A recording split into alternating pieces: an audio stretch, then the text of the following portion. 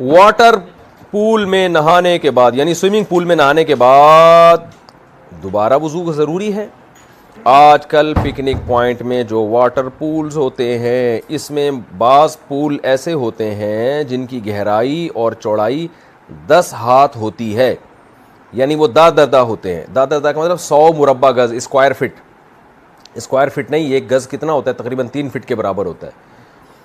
تو 100 یعنی اگر لمبائی چوڑائی کو ضرب دیں تو 100 جواب آنا چاہیے اس کا, گزوں کا. بہرحال اتنی ہوتی ہے یہ.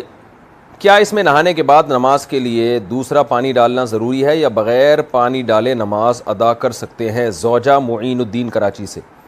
دیکھیں جو اتنا بڑا تالاب ہوتا ہے نا وہ مائع کثیر کہلاتا ہے, جو 100 مربع گز ہو. 100 مربع گز یعنی 100 اسکوائر فٹ نہیں بلکہ گز کو انگلش میں پتہ نہیں کیا کہتے ہیں, تو یعنی تقریباً 3 فٹ کا ایک گز ہوتا ہے. تو 100 مربع گز یعنی 100 اسکوائر فٹ, آپ 100 اسکوائر گز آپ لگا لیں کتنا ہوگا, یعنی لمبائی کو چوڑائی سے ضرب دیا تو 100 جواب آ رہا ہو گزوں میں اگر ناپا جائے. تو اتنا بڑا تالاب میں اگر پانی ہو تو وہ مائع کثیر کہلاتا ہے, اور مائع کثیر اس وقت تک ناپاک نہیں ہوتا جب تک کہ اس کی میں اسمیل نہ آنا شروع ہو جائے یا اس کا کلر نہ چینج ہو جائے. یعنی جو ناپاکی ہے نا اس کی اسمیل آنا شروع ہو جائے یا اس کا کلر چینج ہو جائے گندگی سے یعنی نجاست سے, تو اس وقت تک وہ پاک ہوتا ہے. تو عام طور پہ جو سوئمنگ پول ہوتے ہیں وہ اتنے بڑے ہوتے ہیں لہذا وہ پاک ہی سمجھے جائیں گے. تو اس میں اگر کوئی نہا کے نکلا ہے تو اس کو دوبارہ وضو کرنا, غسل کرنا ضروری نہیں ہے. لیکن صفائی ستھرائی کا تقاضا یہ ہے کہ نہا لے دوبارہ جا کے, پتہ نہیں کتنے پھوڑے پھنسیوں کے مریض کون سے لوگ اس میں گھسے ہوتے ہیں.